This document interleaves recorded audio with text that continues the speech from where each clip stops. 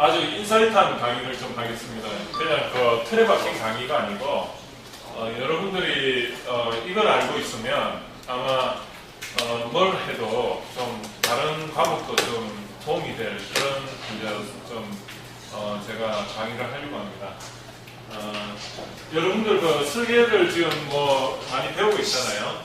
그 기계 설계과고 하다 보니까 설계를 많이 하는 걸로 알고 있습니다. 저도 원래 이제 기계과를 전공해가지고 이제 하면서 여러분과 같이 이제 이렇게 똑같이 기계를 설계했습니다. 한 15년 정도를 설계를 했는데요.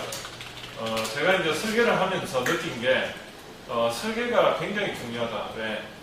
처음에 이렇게 잘 계획을 해야지 그 다음에 제품이 제대로 나오고 그 제품이 또 이제 밖에 소비자한테 가서 정말로 어떤 고객의 눈높이를 잘 맞춰줘야지 결국은 제품이 굉장히 많이 팔림으로 해가지고 회사가 잘 되지 않습니까? 여러분들은 앞으로 이제 설계를 하게 될 텐데 그 설계하는 그 과정이 결국은 사업 설계하고 똑같습니다. 그걸 한번 제가 설명을 드리고 싶은데 여러분들이 그 설계를 할 때 처음에 어떻게 합니까? 설계를 처음에 제품을 만약에 설계를 하게 되면 뭐부터 하시면 돼요? 계획. 제품 설계라 생각하세요. 그냥 제품 설계를 하면 처음에 계획을 해요. 계획 하면 뭘 하시죠? 계획을 해가지고 그 다음에 뭘 하실까요? 계획한 다음 조사해요. 조사.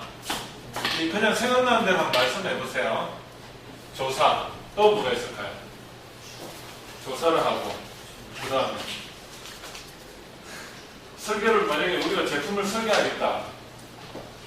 여러분들 지금 뭐 수업 많이 듣지만은 우리가 제품을 설계를 처음에 할 것 같으면 뭐부터 하시는가 하면 그냥 생각나는 대로 말씀하세요. 우리가 뭘 계획을 할 거예요. 뭘 만들 계획을 하고 그 다음에 시장 조사든 뭐든 할 겁니다. 제품을 만들려면. 그리고 설계. 실제적인 설계를 한다. 어떻게 보면 이 설계는 디자인 설계겠죠. 예, 디자인 설계를 할 거고 또 뭘 하시겠습니까? 그냥 생각나는 대로 한번 말씀해 보세요. 설계한 걸 만들어요. 설계한 걸 만드는데 이걸 가공한다고 할까요? 가공. 또 뭐가 있습니까? 이거 한번 잘 생각해 보세요. 제가 여러분들이 앞으로 회사를 들어가서 어디를 알던 자 이거 한번 설계해봐 아니면 이걸 한번 제품을 기획해가 만들어가 있을 때 굉장히 중요한 사항입니다. 또 뭐가 있을까요?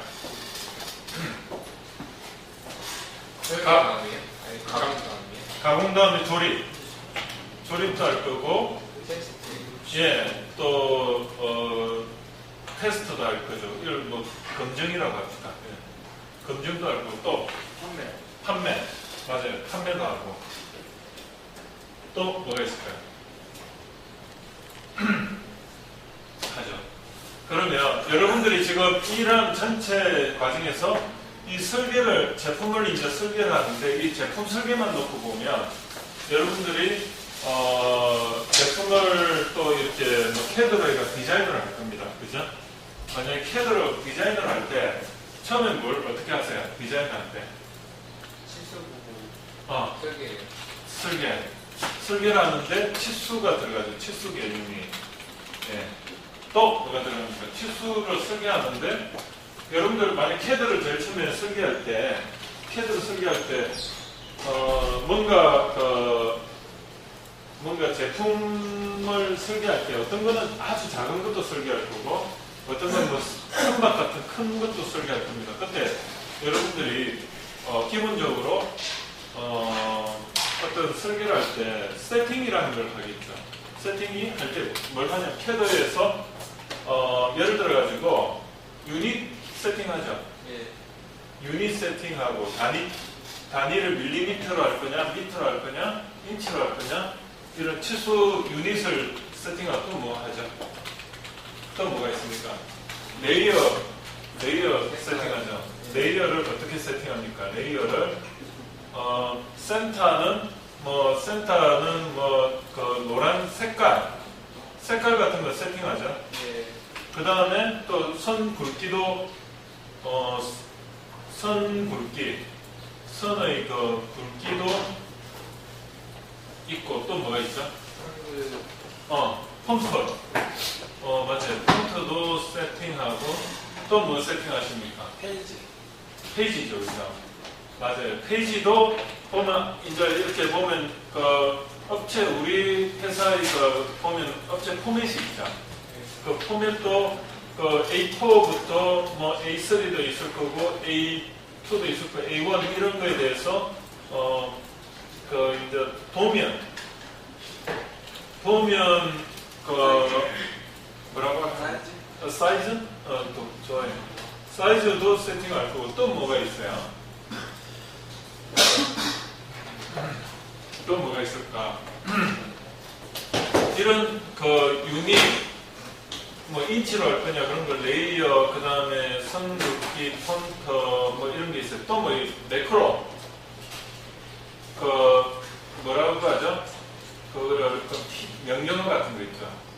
명령어 같은 걸 그 단축키도 세팅하고 또 뭐 하십니까? 제가 이거는 여러분들 제 경험 15년 동안 저는 프로 엔지니어도 했고 솔리드웍스도 해봤고 그 다음에 오토캐드는 뭐 기본이고 뭐 이런 걸 제가 했고요. 그 다음에 캣 그 해석 프로그램도 좀 돌려가서 구하기 때문에 아마 여러분들보다 좀 선배입니다. 그래서 예전에 뭘 설계했냐면 TV 있죠. 지금은 그 LCD 뭐 TV 이런 거지만 예전에 좀 볼륨감 있는 계백 TV라 해가지고 그런 보면 좀 브라운관 CPT, CRT 들어간 그런 걸 제가 설계를 직접 했습니다. 그래서 뭐 한 공장이 구미에도 있고 해외에도 있고 해가지고 제가 실제로 설계해가지고 기구 설계를 했죠. 해가지고 그거를 유럽에도 팔고 중국에도 팔고 전 세계에 팔았어요. 대우전자에서 그런 일을 했었어요.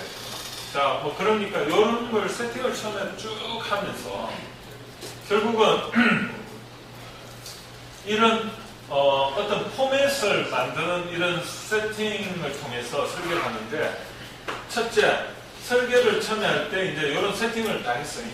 처음에 이제 첫 번째 단계였고 두 번째 단계는 뭘 할까요? 두 번째 단계는 일단은 밑그림을 그리겠죠. 밑그림을 그릴 때 뭐부터 그립니까? 그렇죠. 이거 도면 사이즈에 이걸 먼저 그린 상태에서 그 다음에 센터 라인을 먼저 그리죠. 센터 라인 그리고 그 다음에 어떻게 하십니까?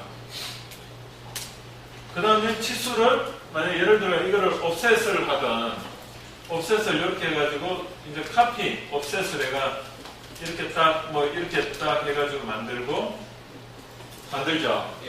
그 다음에 어떻게 하십니까? 이거를 그 다음에 이제 그 선을 제 같은 경우는 어떻게 하냐면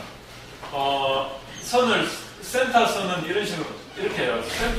센터 선, 그 다음에 그냥 일반 실선, 그 다음에 가상 팬텀선 이거를 전부 이제 세팅을 여기 카피해가 이렇게 하나 놔둬요. 그냥 놔두는데 이 선들을 전부 레이어가 설정이 이거는 레이어 뭐 1이고 이거는 뭐 레이어 2고 이건 레이어 3으로 이렇게 해가지고 그냥 이렇게 내 나름대로 그냥 템플릿 포맷을 하나 만들어 놓고요. 그 다음에 그 포맷 이것도 A4부터 A3까지 이렇게 다 만들어 놔요. 이렇게 도면을 이렇게 해가지고 여기 보면 이제 이렇게 뭐 있죠. 여기 지금 중복되어 있는데 제가 그리기가 그래서 그런데 이렇게 뭐 몇 개 이렇게 짝짝짝짝 만들어 놓고 그러면 이제 만약에 내가 설계를 하겠다 이거를 그냥 카피해가지고 여기다 놓고 그 상태에서 이제 센터선까지 이렇게 기본적으로 들어가 있어요. 그러면 카피 옵셋을 해가지고 이제 단축키 같은 수가 이렇게 따다다다다 이렇게 나오고 그 다음에 여기 이제 카피 테스트라는 카피인가? 지금부터 헷갈리는 카피 테스트인가 뭐 있어요. 그래가지고 붓같이 이렇게 생겨가지고 뭐 이렇게 생긴 명령어가 있는데 이걸 누르면 요걸 누르고 요걸 딱 딱 누르면 요 선이 여기에 그냥 그 속성이 복사가 돼요. 속성 복사. 속성 복사를 하면 요게 이제 이렇게 딱 되고 그 다음에 이것도 이렇게 되고 이것도 이렇게 되잖아요. 그러면 이제 어떻게 합니까? 트림 명령 써가지고 이제 요거를 이렇게 잘라주죠. 그러면 어떻습니까? 이런 식으로 이제 사각이 뭔가 나온단 말입니다. 맞습니까? 그죠? 보통 그렇게 하죠. 여러분들 어떻게 하십니까? 처음부터 사각형 이렇게 그린다. 아, 사각형. 뭐 이렇게 할 수도 있고요. 저 솔리드웍 같은 경우는 사각형 이제 이런 명령을 써가지고 그거를 여기다 딱 대고 그 다음에 여기서 치수를 이렇게 주고 그 다음에 여기서 뭐 이런 식으로 주고 그 다음에 이런 식으로 주고 이런 식으로 주기도 하죠. 그죠? 단면 그릴 때. 맞습니까? 솔리드웍 같은 경우는 그렇게 한다고 해요. 이제 제가 말하는 데는 2차원 단면을 먼저 그려요. 그죠? 그 다음에 세 번째가 어떻게 합니까? 그 다음에 채적을 주죠. 그러니까 익스트루드나 뭐 컷이나 뭐 여러 가지 쓰죠. 그죠? 그럼 익스트루드 시키면 이 단면이 이렇게 있는 게 익스트루드가 이렇게 되면 채적이 되죠. 그죠? 이때 익스트루드를 뭐 이쪽으로 시켜가지고 여기 이제 이렇게 돼가지고 두께를 이렇게 뎁스를 떠요. 그리고 네 번째는 어떻게 하십니까? 그 라운드를 주기도 하고 깎아내기도 하고 그러지 않습니까? 자, 여러분들은 그림을 이런 형상하나 설계할 때도 이런 과정을 거칩니다. 그런데 이게 설계에 있어서 가장 기초적인 부분이죠. 근데 이거보다 더 이제 설계를 단계를 높이려면 어떤 게 들어가야 될까요? 저는 이제 그걸 말씀드리고 싶습니다. 자, 우리가 이렇게 해가지고 어떻게 보면 공간 이런 거는 이제 공간 설계예요. 공간 설계. 공간 설계. 자, 근데 이 공간 설계 해가지고 배치 같은 거 다 하고 했지만은 어떤 거를 설계를 할 때 더 중요한 건 뭐냐면 이 설계 이 단계에서 여러분들은 가공도 고려해야 되고 조립성도 고려해야 되고 이 테스트했을 때 이게 문제없이 될 건가 그리고 판매했을 때 고객이 원하는 어떤 눈높이를 맞춰줄 건가 이것까지 다 고려해서 여기에 설계 컨셉이 들어가야 되죠. 거기에 레벨이 높은 점이에요. 여러분들이 그 직장에 처음 들어갔을 때 그냥 설계하세요 했을 때 만약에 이제 처음에 들어갈 때 사원급에 설계를 한다면 아마 여러분들은 공간 설계 컨셉으로 갈 겁니다. 그런데 이제 대리가 되거나 과장이 되거나 차장이 되면 레벨이 어떻게 가냐면 이제 이분들은 많은 경험을 뭐 가공까지도 이제 자기가 직접 뭐 어디 현장에 나가서 해보거나 아니 본인이 그런 경험이 있거나 하면 가공까지도 고려한 어떤 제품 설계가 되겠죠. 거기다가 또 공장에 저 같은 경우도 이 대우 이제 TV 쪽에 있다 보니까 제가 설계를 해놓았는데 이게 공장 라인에서는 설계 조립이 잘 안 되는 거예요. 뭘 이렇게 조립을 차곡차곡 해나가는데 막판에 이렇게 조립을 하려면 이 부품이 안 들어가는 거야. 그러면 이 조립자가 굉장히 힘들어하죠. 그래서 제가 엄청 욕먹은 적도 많아요. 그럼 이제 저는 어떻게 하냐.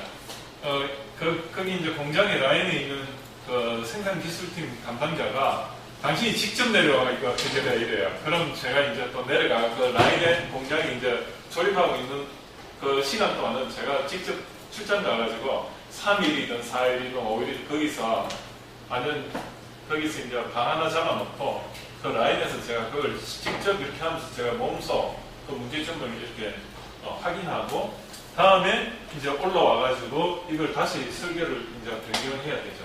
그런 과정이 쭉 있습니다. 여러분들도 이제 업력이 쌓인다, 경력이 쌓인다는 말은 이게 이제 1년차, 2년차, 3년차, 4년차 되면서 이제 이런 것까지 다 보이는 거예요. 설계를 한다는 거는 내가 만약에 생산팀뿐만이 아니고 영업사원 입장에서도 내 제품이 어떻게 팔릴 건가 그까지 생각한 제품 설계가 되어야 된다는 거죠. 사업 계획서도 그렇습니다. 사업 계획서도 사업도 설계하는 겁니다. 근데 처음에 설계하라고 하면 사업 계획서를 설계하면 공간 배치밖에 못하는 거예요. 그냥 흉내만 내는 거지. 그런데 나중에 이제 나이가 좀 업력이 쌓이고 해가지고 점점 뭔가 많이 보이는 겁니다. 그걸 제가 설명을 하겠습니다.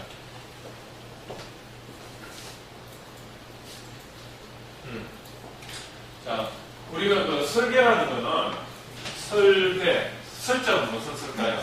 가설 할 때 가설. 여러분들 그 가설을 하는데 가짜 가정을 가설이라고 하거든요. 우리 설정을 하다, 설정하다. 설정도 뭐냐면 뭔가 가정하고 정하는 거예요. 설정하다. 가설, 설정, 다 설자가 그런 의미예요. 거기다가 개자가 뭐냐? 개자는 수치화라는 겁니다. 우리 제어 개척할 때 컨트롤이 제어고 개척은 뭐냐? 피드백이거든요. 피드백을 받을 때 개자가 뭐냐면 숫자예요. 개척하다, 계량화하다, 숫자화 시키는 것을 계량화 이렇게. 그래서 이 설계라는 의미는 결국은 가정을 수치화시키는 겁니다. 결국은 우리가 이 설계라는 의미는 미래를 의미합니다. 미래. 현재에 없는 미래를 우리는 가정을 하고 그걸 수치화시켜가지고 눈에, 수치화라는 건 뭐냐면 눈에 보이는 거예요. 눈에 보이는 거. 눈에 보이도록. 이게 어떤 거를 만들어내가지고 만들어내서 눈에 보이도록 합니다. 설계가. 결국은 여러분의 상상력이 제일 중요합니다. 이 상상력. 결국 여러분들이 이 설계과에서 설계를 하는 대상이 기계지만은 기계를 설계한다는 것은 지금은 없어요. 지금은 없는데 몇 달 후에 생길 거를 가정해서 수치화시켜가지고 상상력을 발휘해서 만들어내는 게 결국은 설계가 굉장히 중요한 거죠. 여러분들은 결국은 아이디어가 굉장히 많아야 돼요. 스티브 잡스와 같이 상상력이 풍부한 사람이 가정도 잘하고 그거를 또 좀 논리성과 가정 상상력이 두 개가 결합돼야 되는데 상상력만 있는 사람이 누구죠? 상상력만 있는 사람 예술가죠. 그죠? 근데 예술가는 수치화를 못 시켜요. 조금 이해가 되시죠? 왜냐면 내가 예술가로 갈 거냐 아니면 예술가인데 현실성 있게 수치화를 시키는 어떤 이중적이 있는데 상상력도 풍부하면서 수치화도 잘 시키는 사람 뭐냐면 자뇌와 우뇌가 잘 결합된 사람입니다. 자뇌는 수치화를 잘 시키고 우뇌는 상상력이잖아요. 그래서 설계 능력이 좋은 사람은 양쪽을 다 잘하는 사람이 설계를 잘하는 사람이라고 봐야 되죠. 여러분들 한번 성향을 잘 보시면 우뇌가 발달한 사람은요 상상력이 뛰어나니까 어떻습니까? 일을 잘 저질러요. 현실감 없게 일을 잘 저질러요. 해보자 하고 해요. 근데 자뇌가 뛰어난 사람은 현실감이 너무 발달해가지고 그러면 되겠어? 그냥 이렇게 검사를 막 하는 게 그래 조금은 부정적일 수가 있어요. 항상 뭔가 이렇게 체크를 자꾸 하니까 브레이크를 밟는 사람은 자뇌가 발달했고 우뇌가 발달한 사람은 엑셀레이터를 많이 밟는 거예요. 그죠? 그래서 여러분은 이 설계를 한다는 것은 결국은 이 가정을 잘하는 즉 우뇌형과 그 다음에 자뇌형 두 가지를 다 가지고 있어요. 전인적인 사람이 돼요. 그리고 우뇌는 예술가 타입이고 예술가 그리고 자뇌는 논리가요. 그리고 우뇌는 어떻게 보면 액티베이터라고 해가지고 칭찬을 많이 하는 사람이에요. 이 사람은 칭찬과 자신감이 많아요. 반면에 이쪽은 어떠냐, 빠지기 좋아하고, 좋게 말해서 빠지기. 그냥 항상 신중하고, 그 다음에 뭔가를 이렇게 항상 체크하고 하는 사람. 그리고 여기는 굉장히 비현실적일 수가 있고, 여기는 현실적이에요. 여러분들이 여기서 제품을 하나 설계한다는 게 내가 단순히 그냥 공대인으로서 그냥 제품만 설계하겠다 이러면은 이쪽이에요. 그런데 내가 경영도 하면서 어떤 엔지니어로서가 아닌 전체적으로 위에 탑으로 가가지고 뭔가 전체 회사의 어떤 중요한 일을 하겠다 하면 결국은 운에도 같이 가져가야 돼요. 결국은 내가 설계를 하지만은, 자, 어떻습니까? 가공, 조립, 검정, 이 설계는요, 여기는 결국 계획하고 조사는 어떻습니까? 상상력이죠. 이쪽은 상상력이에요. 상상. 이거는 운해형이에요. 여기서부터 여기까지는 뭐예요? 하면 되겠어? 조립하면 이렇게 하면 잘 되겠어? 잘 안 될 텐데. 더 여기 보면 판매 그렇게 만들면 잘 안 될 텐데. 여기는 잔해형이에요. 그래서 이 위쪽은 어떠세요? 처음에 시작할 때는 운해형 인간이었다가 나중에 이렇게 플로우가 내려가면 우리가 잔해와요. 그런데 설계는 딱 중간이에요.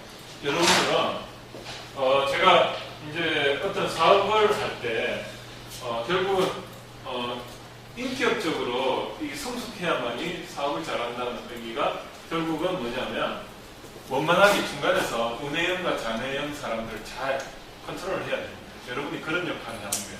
그래서 여러분들이 설계를 한다는 거는 단순히 실례합니다. 이게 제가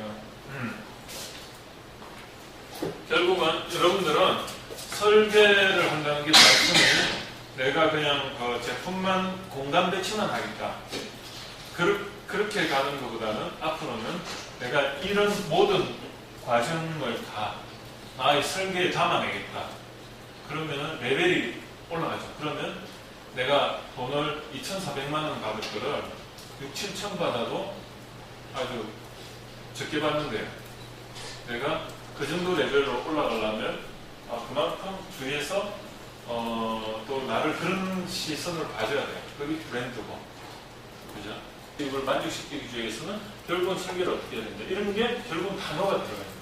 그래서 사업 객체라는 거는 여러분들이 단순히 그냥 이렇게 제품만 설계하는 그런 공간 설계 컨셉을 넘어서서 어떤 회사에 여러분들이 취직을 딱 하면 이제 이렇게 임원들하고 하면요, 본인은 이제 임원들은 이런 관점에서 보는 게 있고, 그런데 이제 여러분들도 처음 들어갔지만 이제 우리 기술 경영, 테크노 경영을 배웠기 때문에 이제 회사에 딱 들어가가지고 그런 거를 가만히 한번 지켜보세요. 내가 아는 척은 절대 하면 안 되고, 왜냐하면 아는 척하면 문 안 맞잖아요. 처음 들어온 사람이 아는 척 하지 말고 그냥 가만히 듣고 한번 본인이 옛날에 내가 배웠는데 한번 그런 관점에서 이야기하는 거 잘 보세요. 그러면 임원회의 할 때 처음에 시장에 지금 시장 조사를 해보니까 지금 트렌드가 이렇고, 그래서 사람들 나이층은 어느 때에 어떤 친구들이 어떤 가격대에 어떤 제품을 원하더라. 그리고 그 가격대를 만족시키기 위해서는 우리는 어떤 제품을 만들어야 된다. 그리고 그런 제품을 만들기 위해서는 이런 문제들이 예상이 되는데, 지금 우리나라에서 이런 가공하고 조립하고 검정을 하려면 돈이 많이 드니까 이걸 중국에서 만들어가지고 이 가격을 만족시켜줘야 되고, 그리고 판매는 이 친구들한테 이렇게 처음에 판매를 할 때 마케팅 전략을 최우선순위로 우선 명동에 어디 플래그십을 안테나 샵을 만들어 거기서 먼저 팔아가지고 반응이 어떤지 보고, 그 다음에 어떻게 확산을 시켜가지고 해외 수출까지 하자. 또 품질이 이제 검증이 되면 수출까지 하고 이런 이야기가 막 왔다 갔다 해요. 자, 그래서 이제 다시 한번 설계라는 걸 다시 돌아오면 설계는 가정 플러스 수치화다. 자, 그죠? 눈에 보이는 미래, 눈에 안 보이는 미래에 대해서 상상의 내로서 문해로서 상상을 하고 그걸 자매로서 수치화를 시켜야 되는 과정인데 설계 대상은 뭐냐? 인생. 우리 인생도 설계 대상이 돼요.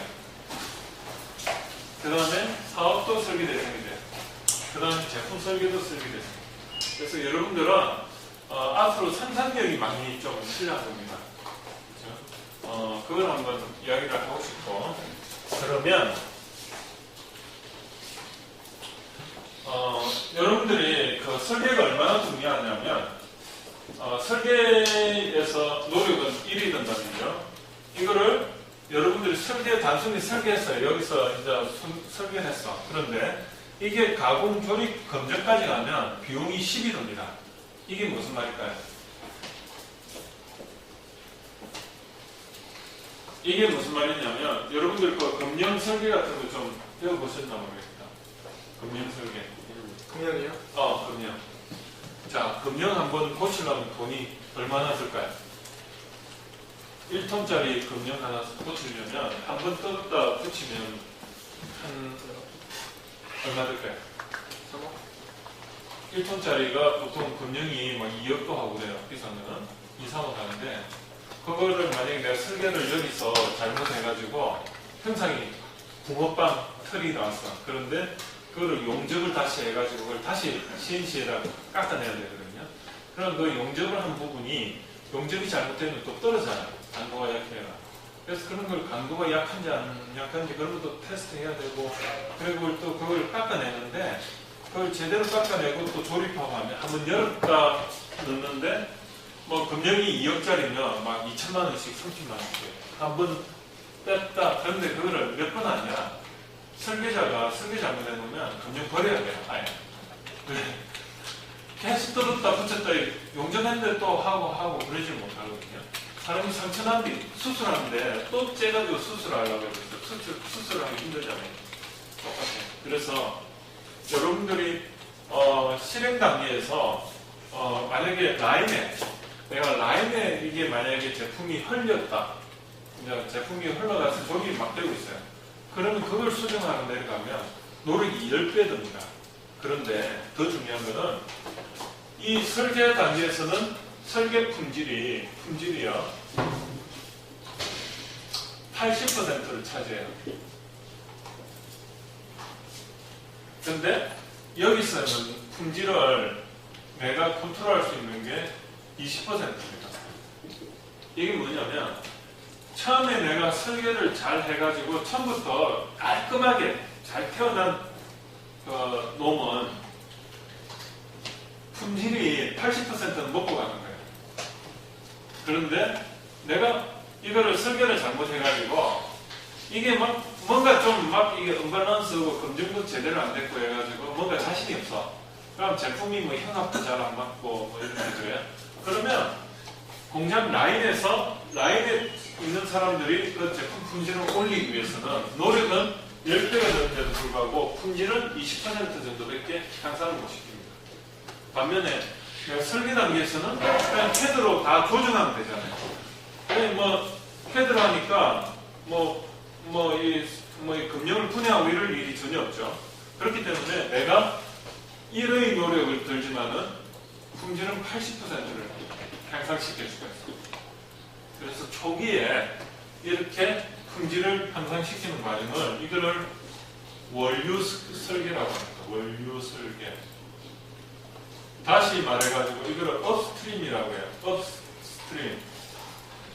스트림이 뭐냐면 이게 그 시내에 이런 졸졸 스트림이라고 하는데 상류 설계라고 하는 거죠, 이게. 그런데 여기서 이제 다운스트림으로 내려가가지고 하면은 여기서는 이걸 그 하류 설계라고 할 수 있죠. 하류. 이걸 상류 설계라고 하면 원류. 원이라는 게 물이 처음에 내려오는 데를 원류라 하는데 원류 설계, 이건 하류 설계. 말 그대로 레벨이 낮은 설계인 거예요. 해놓고 그 다음에 막 수정하고 이렇게 하는 거는 별로 안 좋다. 처음에 이 원류 설계를 하기 위해서 여러분들은 뭘 배우죠? CAD를 통해서 CAM을 하죠. CAM, 컴퓨터 에이디드 엔지니어링. 즉 시뮬레이션 과정이 있어요.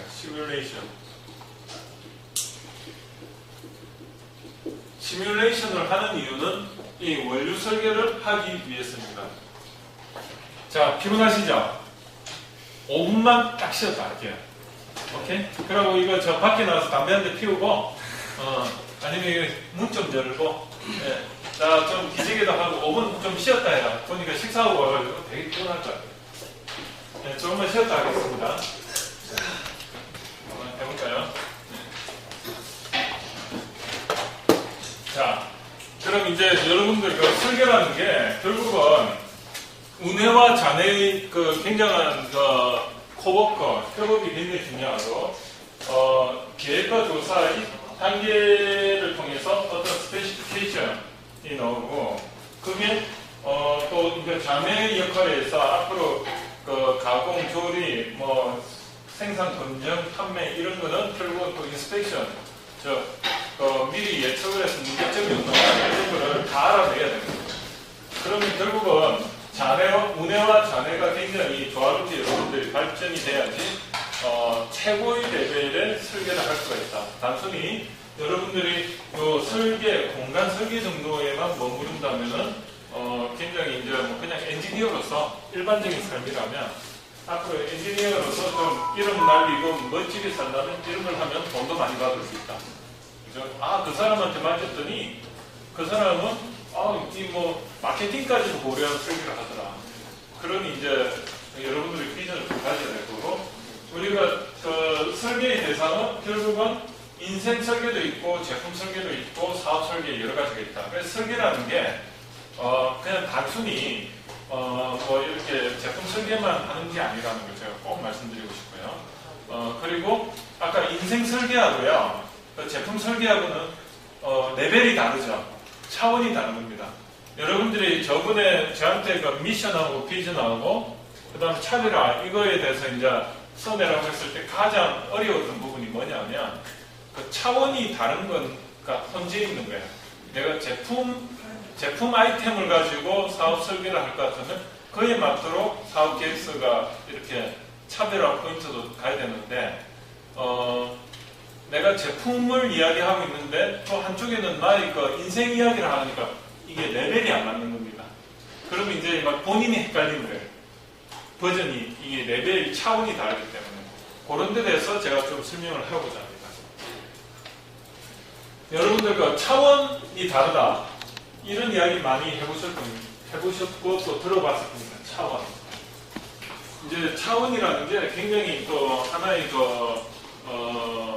굉장히 중요한 우리 공대 기계공학 같은 경우 차원이 제일 기본 차원이 뭐가 있을까요?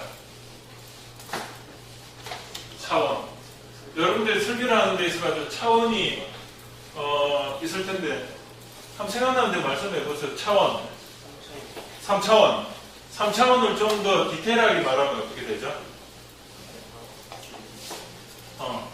한번 생각해 보세요. 차원.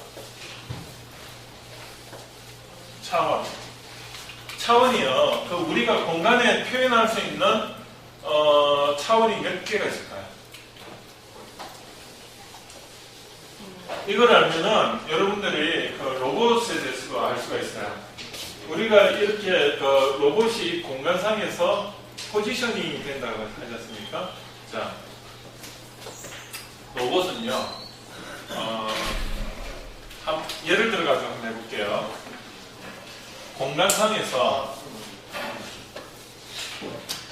공간상에서 차원이 벌써 여기 차원 지금 제가 이렇게 직각으로 이렇게 표현을 했다면은 이게 차원이죠.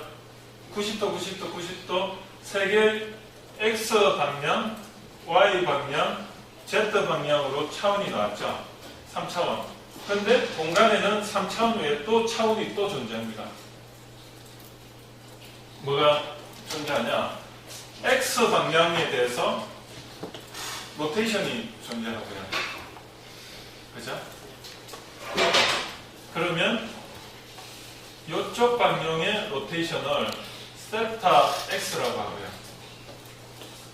그 다음에 y축 기준으로 이렇게 움직이는 거를 세타 y라고 하고, 그 다음에 z 방향으로 이렇게 로테이션 되는 걸 세타 z라고 합니다. 그래서 우리가 어떤 공간상에 있어가지고 차원을 공간의 차원에서 만약에 이거를 이렇게 놓을 때 여러분들 표시할 때 어떻게 되냐면 x, y, z 상의 포인트 어느 포인트에 놓여져 있고, 이게 x축 기준으로 로테이션이 얼마 돼 있고, 그 다음에 y축 방향으로 로테이션이 얼마 돼 있고, z축 방향으로 로테이션이 얼마 돼 있다.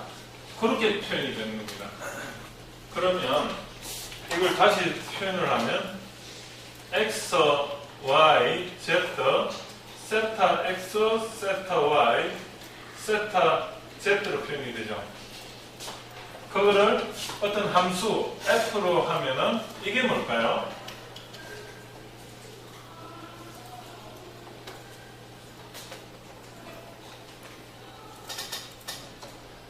이게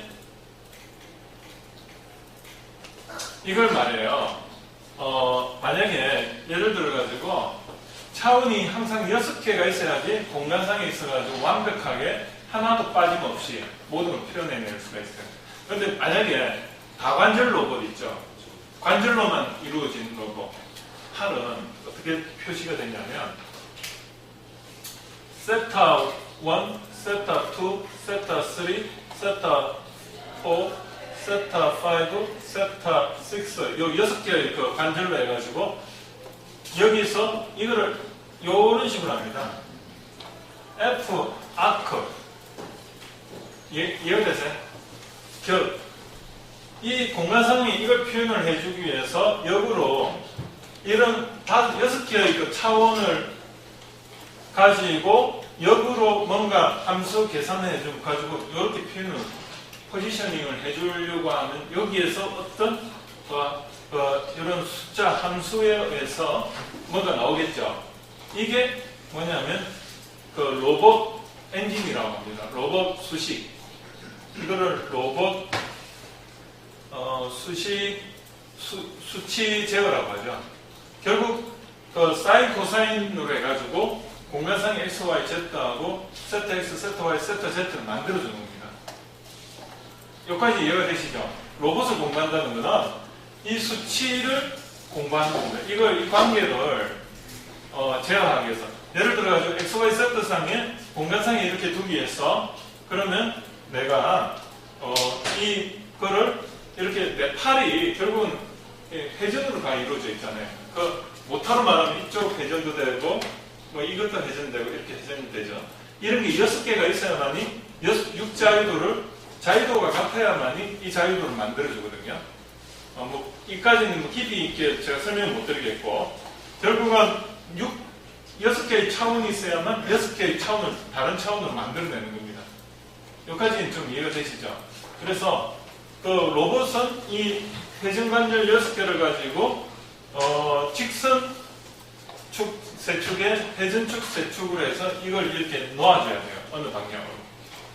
자, 이게 차원입니다. 그래서 여러분들이 지금 설계하는 거는 결국은 x, y, z, 세타, 이걸 가지고 공간 배치를 하는 그런 설계를 하는 거고 이 차원 외에 또 무슨 차원이 있을까요? 무게. 그죠? 무게라는 킬로그램 예를 들어가지고 F 단위가 있을 거고 이 킬로그램 F라는 건 mg죠. 그죠? 1kg이라는 뜻은 거기에 1kg 곱하기 9.8m/s 제곱을 해야만이 결국은 1kg이라는 질량이 나오는 거죠. 맞죠? 항상 요게 이게 뭐죠? 결국은 1kg에다가 9.8 m/s 제곱이라면 이게 9.8 kg m/s 제곱인데 이게 뭐죠? 뉴턴이죠. 그죠? 그럼 결국은 9.8 뉴턴이 1kg하고 같은 내용이죠. 그죠? 그 차원이 뉴턴이라는 것도 차원이지만 킬로그램 미터 퍼 세컨드 제곱 요거 하나를 두루뭉실해서 그냥 뉴턴으로 나타낸 거고 이런 것도 차원이라는 거죠. 킬로그램과 미터와 초가 어떤 차원이 여기 세컨드 차원 두 개에다가 미터 차원과 킬로그램 차원 요 네 개의 차원이 합쳐져 가지고 뉴턴을 나타낸 겁니다. 이것도 차원이에요. 차원. 또 이런 그 킬로그램 차원이 있고 그 다음에 이런 뉴턴 차원도 있고 그래서 여러분은 하나 이제 차원은 내가 만들어낼 수가 있구나. 결국은 여기서 교훈은 뭐냐면 차원은 만들어진다. 차원은 이런 베이스 차원 킬로그램이라는 거하고 그 다음 미터라는 차원하고 여기서 초라는 차원도 나왔잖아요. 세컨 초 이런 공간과 무게와 시간을 조합을 해가 비빔밥을 하면은 결국은 또 다른 차원도 만들어낼 수 있다. 그거를 여러분들이 한번 생각을 해보셔야 됩니다. 자, 그러면 여기서 이제 조금 더 발전을 시키면 이 뉴턴은 결국은 킬로그램에다가 그 공간에다가 초가 이렇게 해서 나왔는데 이걸 뭐라고 하죠? 이걸 뭐라고 하냐면 프레임이라고 합니다. 프레임. 철학에서 말하는 그 프레임이 있잖아요. 그죠? 그 프레임이 이 프레임입니다. 그러니까 뉴턴이라는 거는 우리가 그 뉴턴이라면 1m per second 제곱 킬로그램 1kg 미터 per second 제곱을 우리는 뉴턴이라고 정의를 한 거예요. 그건 하나의 우리가 그 사물을 바라보는 관점의 프레임을 가진 거예요. 그러면 1kg 중이라는 건 뭐냐면 9.8 뉴턴이다. 그렇게 우리는 해석을 하는 거예요. 다른 사람은 1.1kg F라고 생각할 거예요. 어떤 사람은 1kg 하면은 그건 항상 중력 가속도가 작용한다는 걸 우리 엔지니어로서 알고 있어요. 그럼 그거를 9.8 뉴턴이구나. 이렇게 우리는 엔지니어 관점에서의 프레임이죠. 다른 관점에서 보면. 그죠? 근데 이거를 일반 입문하는 사람은 9.8 뉴턴이라는 게 무슨 말인지 모르잖아요. 그건 프레임이 없는 거예요, 그분들은. 근데 공대에 있는 사람은 9.8 뉴턴이 어떤 의미인지를 아는 거예요. 그게 프레임입니다. 자, 제가 지금 막 엔지니어 설계하고 지금 경영하고 막 맨날 들고 있으니까 한번 볼게요. 그럼 우리가 브랜드 한번 볼게요, 브랜드. 경영학에서 말하는 브랜드는 여러분들이 브랜드라는 거는요. 자, 브랜드가 뭐였죠? 브랜드가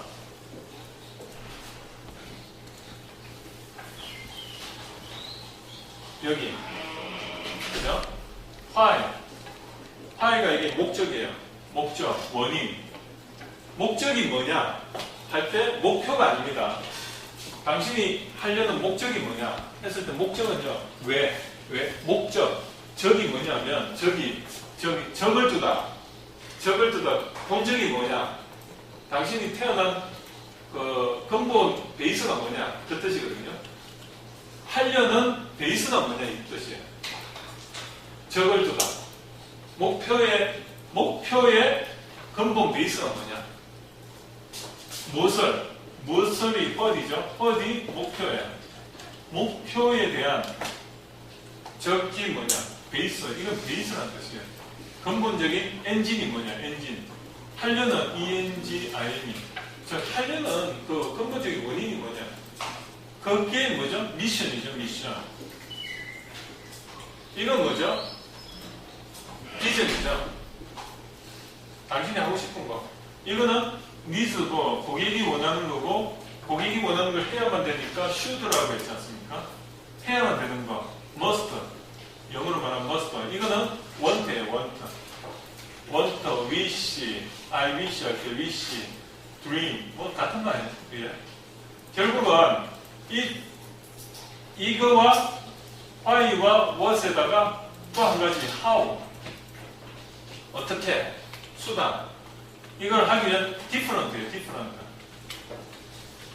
남과는 차이점이 뭔가, 그죠? 이게 기술이라고 볼 수도 있고, 기술에는 뭐가 있죠? 가격 대비 성능 이런 거죠. 그걸 만족시켜주는 기술. 자, 그 중간에 여기가 브랜드예요, 여러분.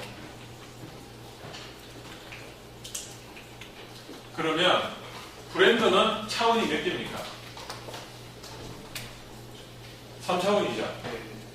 브랜드는 차원이 3개로 돼 있어요. 결국은 제가 말씀드리고 싶은 거는 차원의 관점에서 말씀드리는 겁니다. 결국은 why라는 차원과 그 다음에 what이라는 차원과 그 다음에 how라는 차원에서 여러분들이 나는 어느 차원의 이 세 개의 차원 중에 포지셔닝이 위치가 어디에 있는가 그걸 찾아내는 게 브랜드입니다. 그러면 이런 거죠. 남들이 보면 why로서 무수히 많은 그 why가 있을 거예요. 이렇게 보면 뭐 이게 레벨 차이가 아니고 경우의 수의 차이가 이렇게 막 있고, 그다음 매트릭스로 이렇게 쫙 이렇게 있고요.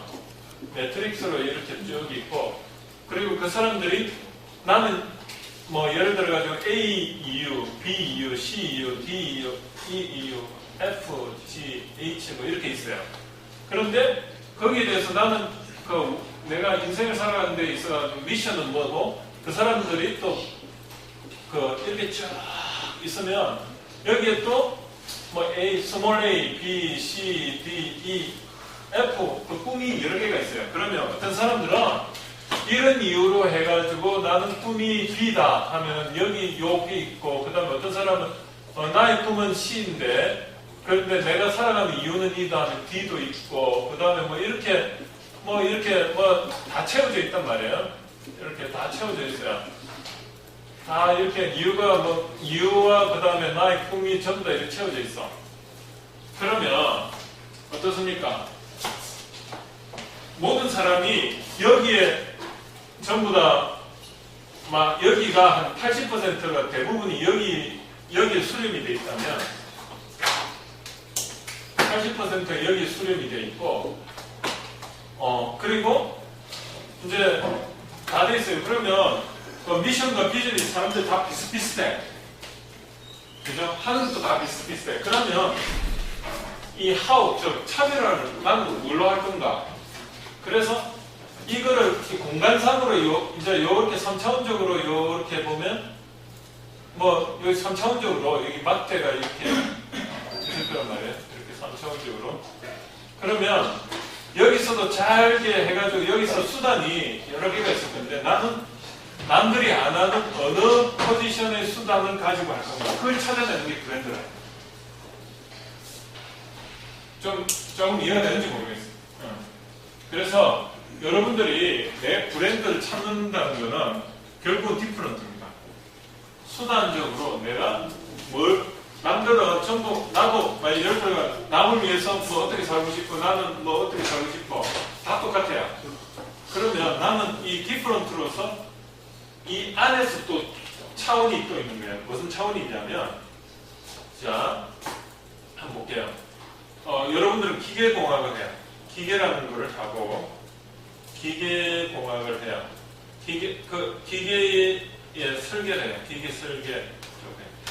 그리고 또 여기에 이 안에서 차원이 또 막 세분화되는 거예요. 거기다가 한 3가지 정도를 하면은 남들 이 디퍼런트 관점에서 차원을 다 차원으로 가져가면 어떻습니까? 한 가지만 할 때 여러분이 만약 기계 설계과면 전국에 기계 설계과 학생이 몇만 명은 될 거예요, 그죠? 그 중에 우리는 스페셜하게 예를 들어 자동차 쪽으로 만약에 특화를 하겠다. 그러면 기계 설계를 하는데 자동차 쪽으로 하는 쪽은 뭐 한국기술교육대학교의 어디 쪽하고 국민대학교 기계설계과의 뭐 자동차, 그러니까 몇 개로 압축이 되잖아요. 그 중에 우리는 자동차인데 더 스페셜하게 간다면 또 뭘 하냐? 우리는 뭘 하면 좋겠어요? 그 국민대학은 좀 차별화되는 부분으로 가겠다. 뭐 예를 들어 국민대학교에서는 안 하는 걸 해야지. 무인 자동차 쪽은 하는 것 같고, 뭐 예를 들어가지고 뭐 우리는 좀 꼭 필요할 시장성이 있는 게 뭐가 있을까? 예를 들어가지고 자동차를 가전제품화 시키는 그런 컨셉으로 뭘 하겠다. 그러면 예를 들어가지고 가전제품화 아니면 전자화 모든 걸 전자화시키겠다. 이래서 이 부분을 인덕대학교 기계설계학과에서는 자동차를 굉장히 뭐 전자화시키는데 스페셜하다. 전기자동차를 만드는데 스페셜. 그럼 요거는 전기자동차는 자동차 설계 쪽은 인덕대학교가 대한민국에서 넘버원이다. 이렇게 되는 거예요. 그게 디프런트예요. 그러면 여러분들은 이 인덕대학교 기계설계학과 나왔다는 것만으로도 일단은 브랜드가 형성이 될 수도 있고, 그죠? 뭐 예를 들면, 아니면 내가 그렇게 스페셜하게 해야겠다. 아니면 RC카를 통해서 RC카를 대형화시켜가지고 전기차화 시키겠다. 그런 식으로 접근을 하는 겁니다. 이게 차원입니다. 그러면 자, 여기 블루오션은 빈자리를 찾는 거다. 이해가 되시죠? 남이 안 하는 걸 해야지 블루오션이고, 이렇게 수많은 매트릭스 중에 이 부분은 이렇게 비어 있어요. 이런 부분을 찾아가지고 하면요, 내 한 명 정도는 먹고 살 수가 있어요. 그게 요즘 박근혜 정부에서 말하는 창조경제입니다. 창조경제가 다른 게 아니고요, 빈자리 찾아가는 거예요. 세상에는 신이 만들어 놓은 그 차원을 가지고 우리가 그걸 다차원으로 차원이 1차원적인 생각을 하게 되면 전부 줄을 세우지 않습니까? 줄을 세우니까 내가 삐집고 들어갈 데가 없어. 우리나라가 만약에 한격사회를 해가지고 줄을 세운다면 서울대부터 어디 대학까지 줄로 그 성적으로 만약에 모든 걸 다 해결한다면 삐집고 들어갈 데가 없어요. 그런데 그게 아니라는 거지. 이제는 성적은요, 대충 해도 돼. 정작 필요한 거는 다차원을 가지고 내가 이런 성적이란 차원이 아니고 좀 더 다른 차원을 상상력을 발휘해서 거기서 내가 빈 곳을 찾아내면 여러분은 성공하는 겁니다. 그죠? 그 찾아내는 방법이 내가 원하는 거, 남들이 원하는 거하고 내가 원하는 거의 그 중간 저점을 찾아내고, 그 중에 내가 남들과 차별화되는 그런 디퍼런트를 찾아내면 거기에 빈 곳이 엄청나요. 이 공간의 3차원 사이에는 남들이 안 하고 있는 그런 분야들이 엄청 많을 거라는 거죠. 그걸 찾아내는 게 결국은 거기에 일자리를 만들어내는 거예요. 남이 안 하는 거를 내가 하면은 그 일자리를 만들어내고 내 잡 정도는 내가 만들어내고 그걸 내가 해나가는 거죠. 여기 지금 에픽 크리에이터라이가 강의 지원 전문가인데 이분도 남이 안 하는 거 하나 잡을 만들어내가 지금 돈벌이 하고 있지 않습니까? 그죠? 남이 안 하는 거예요. 대한민국에서는 내가 볼 때는 지금 하는 사람 몇 명 없을 겁니다. 그 중에 한 사람이야. 그런데 이 분야는 제가 볼 때 쉬울 것 같은데 쉽지도 않아요. 왜냐하면 감이 있어야 되거든. 그건 내가 좋아해야 하는 거거든. 저보고 맨날 하라면 전 못해요. 왜냐하면 난 관심이 없거든. 나는 제가 좀 기계공학을 하고 했는데도 불구하고 기기 조작하고 이런 거 되게 관심이 없어요. 그냥 상상력 좋아하고 뭔가 이렇게 크리에이티브하게 항상 그 차원적으로 생각해가지고 이렇게 상상력을 발휘해서 뭔가를 하기를 원하지. 조금은 저는 이제 좀 이렇게 거시적으로 이렇게 보고 이런 아키텍처를 만들어내고 이걸 남들한테 이야기해주고 책 내고 강의하고 실제로 맞는지 안 맞는지 여러분들이 마루타가 돼가지고 해보고 그리고 또 보완하고 그리고 또 책 내고 또 강의하고 또 컨설팅하고 코칭하고 뭐 이런 식으로. 그래서 그게 제가 제일 잘하는 거예요. 근데 저보고 만약에 뭘 이렇게 들고 다니면서 찍고 맨날 그래라 그러면 전 못한다 이거지. 왜? 흥미가 없거든. 그건 희한하죠. 내가 흥미가 없지만 다른 사람은 흥미가 있다는 거예요. 다른 사람이 흥미가 없지만 내가 흥미가 있는 부분이 있어요. 저는요, 어릴 때부터 모형 자동차 아니면 뭐 플라모델 이런 거 저도 되게 좋아해가지고 뭘 이렇게 만들어가지고 하면은 밤새도록 한 3일을 해도 정말 재미가 있어가지고 부모님이 진짜 플라모델 하나 뭐 이렇게 아니면 RC 모형카 있잖아요. 그 당시에도 10만 원이면 비싼 거죠. 한 30년, 40년 전에. 그걸 사가지고 이불 덮어 쓰고 3일 동안 잠을 안 자고 해보세요. 결론이 어떻게 나오는가? 성적이 빡 떨어지죠. 그죠? 근데 그래도 저는 재밌다, 이게. 이불 덮어 쓰고, 이렇게, 책상 전등 있죠. 그 안에 몰래 집에 이제 부모님들한테 들킬까봐 이불 덮어 쓰고, 한여름에 해보세요. 딱 덮어 흘리면서 하는데, 저는요, 지금 생각하면 미쳤다고 생각해요. 3일 동안 밥도 안 먹고. 밥 먹는 것도 잊어버리는 거야. 그리고 덮어 쓰고 하고, 부모님은 이제 낮에는 또 이제 나가시니까, 저 혼자 있으니까 마음대로 하다가, 부모님 들어오면 또 이불 덮으시고 막 맨날 그러고 있는 거예요. 그게 지금 생각해보면 제가 그래도 기계공학하고 잘 맞았던 이유 같아요. 저도 그런 열정이 있었으니까 지금까지 뭔가 이런 걸 해도 설계를 하면 어떤 느낌이냐면 작품 활동하는 느낌? 여러분도 그래. 설계를 하면은 몰입이 돼가지고 아침에 이렇게 아침 출근해가 한 9시부터 이렇게 딱 앉아가지고 설계 딱 하는 그때부터 완전히 몰입되는 거예요. 작품 활동이에요. 화가가 이렇게 그림 그리는 거랑 좀 같은 느낌이지 않을까.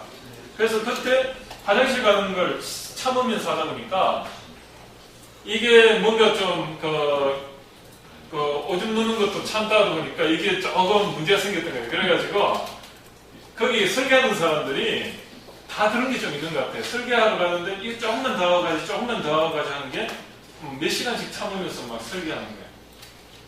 그러다 보면 이게 이제 신체적으로 좀 문제가 있어요. 그래서 그게 결국은 열정이라는 거죠. 자기가 좋아서 하다 보니까 아침에 밥 먹고 딱 앉으면 점심 때 또 밥 먹으러 가자 이러면 또 밥 먹으러 갔다가 또 앉아서 또 하다가 저녁 때는 또 밥 먹으러 가자 밥 먹고 그 완전히 한 몇 년이 그냥 꿈같이 지나가요. 진짜 큰 프로젝트 하나 하고 나면 한 2, 3년 완전 더 닦고 나온 느낌? 머리가 엄청 맑죠. 왜냐? 별로 고민할 게 없거든. 그냥 들어가면 계속 설계하고 집에 가서 자고 집에 가서도 누워가 있으면 그 머릿속에서 설계하고 있어요. 막. 그죠? 막 익스트루드 시키고 컷 시키고 막 로테이션 시키고 드래프트 시키고 뭡니까 셀 시키고 막. 자, 여러분들 그 설계할 때 어떻게 하세요? 설계할 때 두 가지 관점이 있죠. 설계해가 제품 만들어 보신 거. 실제로. 아니면 내가 그래도 제품 디자인 설계까지 해봤다. 대부분 해보지 않았어요? 숙제로. 그때 해보니까 좀 헷갈리는 부분 없어요? 예를 들어 이런 거죠. 점토로 나가면 점토를 꽉 뭉쳐놓고 파낼 건가? 아니면 점토를 집 보도블록 벽돌 쌓듯이 쌓아나갈 건가? 그런 고민 안 해봤습니까? 굉장히 중요한 건데 예를 들어가지고 블록을 일단 최적을 만들어 놓고 이렇게 조각하듯이 조각하는 기법이 있고요. 설계도. 두 번째는 그냥 이렇게 하면 이 안에 이제 이렇게 두께를 이렇게 해가 안에 파내고 뭐 이러지 않습니까? 이런 방법이 있고, 두 번째는 말 그대로 쌓아나가는 방법이 있어요. 벽 이렇게 만들고 벽 만들고 그러니까 이렇게 하나하나 이렇게 쌓아나가는 방법이 있고, 그래서 붙여나가는 거지. 이런 것도 잘해야 됩니다. 이런 것도 컨셉이 필요한 게, 예를 들어가지고 검정 설계는 어떻게 해야 되겠죠? 검정 설계는 파나가는 관점이죠. 왜? 몰드는 검정 뭡니까 스틸 블럭을 깎아 나가잖아요. 그걸 붙여 나가는 게 아니잖아요. 왜? 내가 실제로 제품을 그렇게 가공한다 생각하고 설계를 해야 됩니다. 그죠? 이해가 좀 되시죠? 만약에 내가 그 프레스 검령을 한다. 프레스 검령은 어떻게 보면 붙여나가는 평가나 이렇게 프레스를 시키면 이것도 잘라내는 개념이죠. 이런 식으로 여러분은 설계를 하면서 실제로 미리 해볼 거를 해본다 생각하고 이거를 컨셉을 깎아 나갈 건지 적층으로 만들어 나갈 건지 이런 것까지도 생각한 설계가 돼야 돼요. 좀 여담인데 이런 거를 여러분들이 제가 이제 조금 말씀드리고 싶고 그럼 차원이 이런 거다. 저는 시간이 기본적인 차원이다. 자, 결국은 XYZ와 이제 이 회전축 3축에가 이 회전축 3축을 또 다르게 말하면 자동차에서 뭐라고 말하면 펜, 틸터, 요, 펜, 틸터, 요라고 하죠. 그 들어보면 자동차 이렇게 할 때 요잉 생긴다, 아니 틸팅한다, 펜. 우리 카메라 아니면 이런 아파치 헬기 보면 카메라 있죠. 카메라가 펜, 틸트가 되면은 웬만한 건 다 커버 되거든요. 그죠? 그 아파치 보면 앞에 보면 그 카메라 이렇게 쫙 있잖아요. 아이 카메라가 있는데 거기 펜 틸트로 박혀 있어요. 레이더도 펜, 틸트, 미사일도 펜, 틸트 그러니까 결국은 그런 차원을 좀 알고 있으면 여러분들이 이렇게 블루오션을 찾아내는데도 차원을 이용한다는 것을 제가 말씀드리고 싶고 차원이 모이면 프레임이 된다. 여러분이 세상을 바라볼 때 어떤 프레임으로 보느냐 여기서 뉴턴이라는 킬로그램 미터 퍼 세컨 제곱이라는 이것도 여러분의 머리에 컨셉에 딱 박혀 있으면 세상을 볼 때 하나의 차원이 생긴 겁니다. 공부를 많이 한다는 것은 이런 뉴턴의 컨셉도 알고 그 다음에 또 뭐 여러 가지 컨셉을 많이 알면은 단위를 많이 알면은 그만큼 프레임이 생기기 때문에 이너시아 뭐 반성 모멘트 할 때 I로 하잖아요. I가 어떻게 되죠? 미터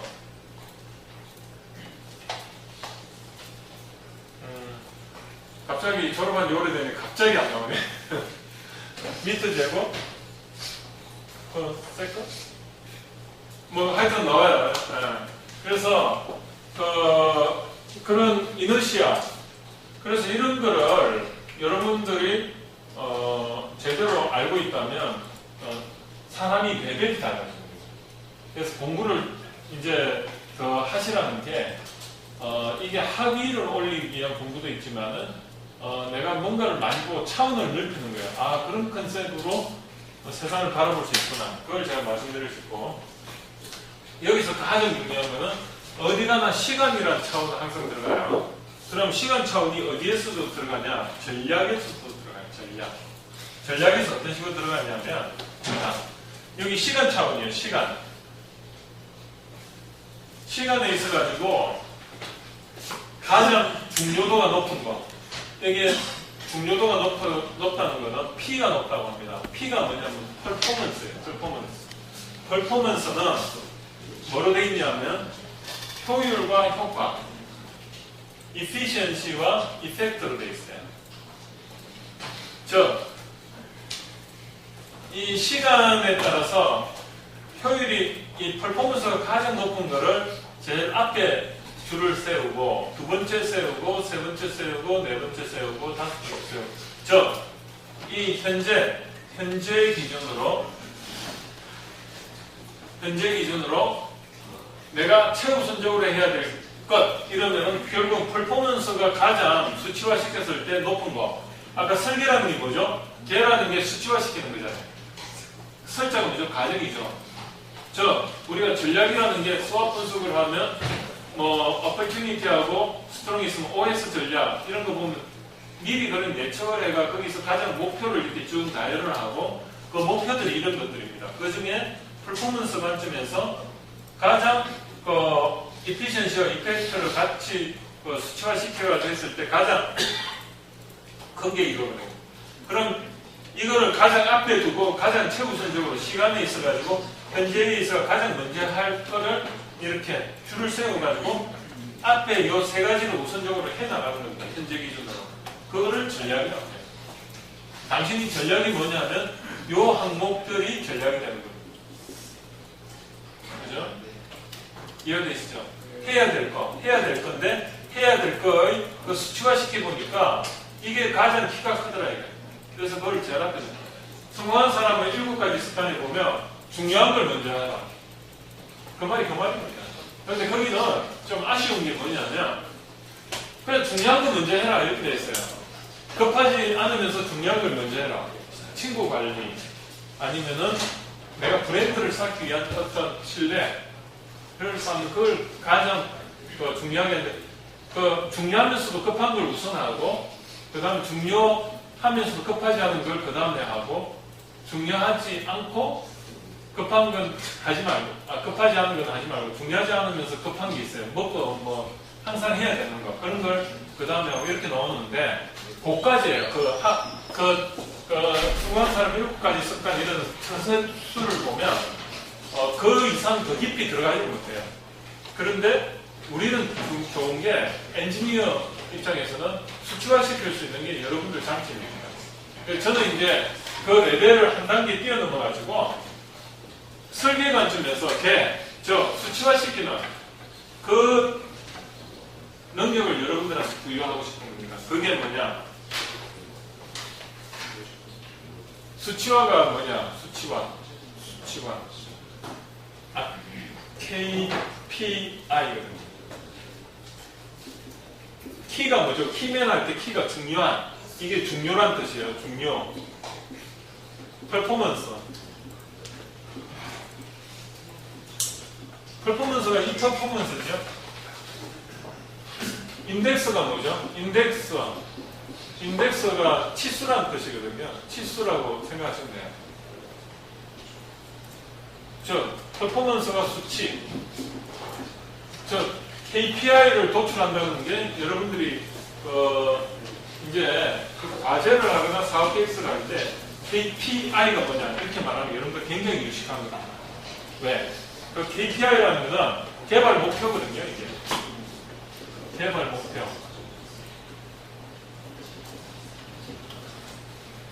오늘 완전히 그냥 엄청 깊이 들어가는 겁니다. 제가 여러분들한테 이때까지 트레이닝을 시킨 거고 지금부터는 엄청 깊이 들어가는 거라고 보시면 돼요. 그리고 이걸 이해를 다 하면 여러분들 레벨이 상위 1%로 저는 확신합니다. 상위 1%라는 게 자화자찬인데 제가 상위 1%라고 알고 하여튼 농담이고 이 KPI가 결국은 이 키 퍼포먼스 인덱스를 이걸 수치화시킨 거죠. 그래서 수치가 이게 가장 수치가 높고 그렇게 한데 그럼 퍼포먼스가 뭐냐? 이피시언시와 이펙트를 합한 거다. 이피시언시가 뭐냐? 효율과 이건 효과죠. 이펙트, 효과를 합한 수치값이 퍼포먼스다. 자, 시간 차원에다가 이렇게 했다는 거죠. 자, 오늘 제가 이제 다음이 뭐냐면 더 있어요. 이게 더 있는데 이렇게 모순을 또 정의하고 그 모순을 가지고 여러분들이 이 모순이라는 것 때문에 우리가 전략이라는 게 나오거든요. 이 모순이 왜 중요한지 다음 주에 제가 강의를 할게요. 오늘 제가 가만히 보니까 이것까지 들어가면 여러분들 아마 머리가 조금 힘들 겁니다. 그래서 오늘 소화할 수 있는 거는 여기까지 오늘 하고요. 다음 주에 뵙도록 하겠습니다. 그리고 지난주에 한번 빠졌기 때문에 그거는 어떻게든 보강을 해야 되는 거는 우리가 다음 주에 고민을 좀 하기로 하고 오늘 여기까지 하고요. 출석 한번 부르겠습니다. 네.